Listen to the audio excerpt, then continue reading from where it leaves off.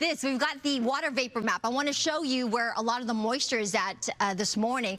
The east coast and the mid-Atlantic look pretty good, but we do have quite a bit of moisture rolling through parts of the Midwest, the southern plains, also up into the northern Rockies, and here across parts of northern California.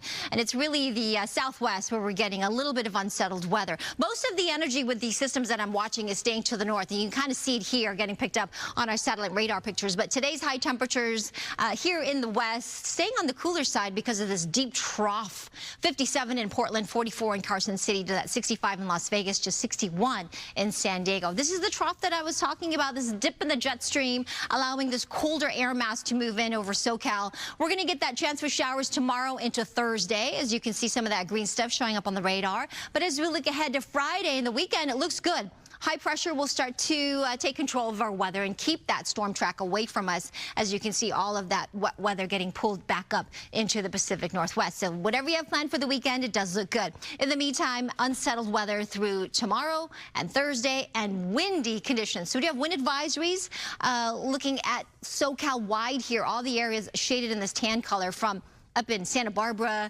toward the mountain locations, coastal areas, also getting some gustier winds, but also some high surf today. So some building surf up to 5 to 8 feet, and then an air quality alert through parts of the Coachella Valley. Some blowing dust and sand will give you some hazardous, not just driving conditions, but also for your respiratory tract. So if you have any asthma or anything like that, you want to stay indoors. Here's our 7-day forecast as we look ahead.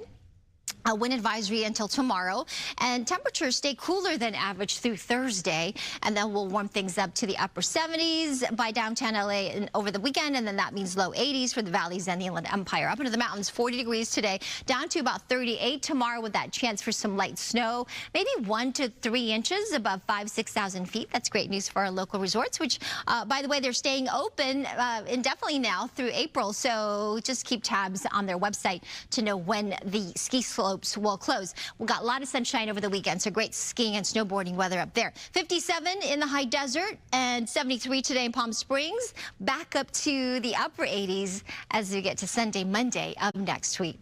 In with Maria. Yep, good morning to you on this April Fool's Day. Sandra, don't let your guard down. The day is young, and even though you're on to her, she may strike again. I think she will. And she again. being Samara. Exactly. Yes.